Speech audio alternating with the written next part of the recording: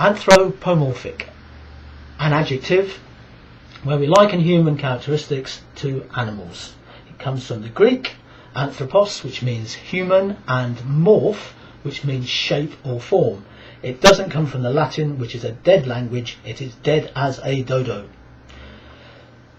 Anthropomorphism tells us about personifications, tells us about fables, it tells us about stories, tells us about Jungle Book, about Animal Farm, Alice in Wonderland, the books we loved as children.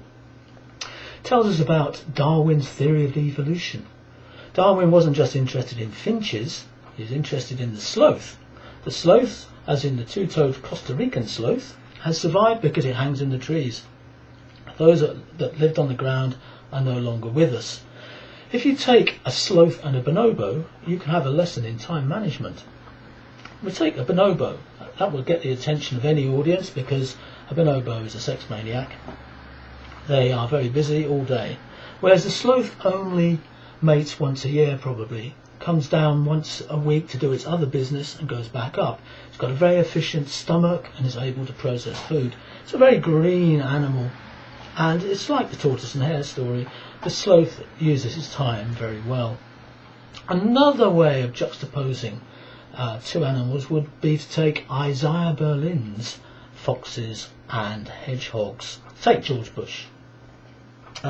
Incidentally, a fox is a wily and diverse thinker. A hedgehog is a monist, a fundamentalist, someone that peddles a truth. Take Bush. If you ask Bush about the price of bread, he'd say axis of evil.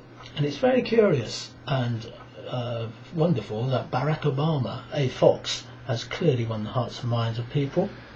And maybe a few hedgehog slogans might keep him in power. Going back to the bonobo and sloth, I'm looking for a hybrid between the two that would be quick and slow and therefore effective. And one thinks of an elephant. I've never heard bad things said about an elephant. I've heard bad things said about Churchill, which is a dog, a two-trick pony, only good fighting on the beaches and sell insurance, whereas I've never heard a bad word about an elephant. We know George Orwell couldn't shoot one. Well, he was sorry when he had.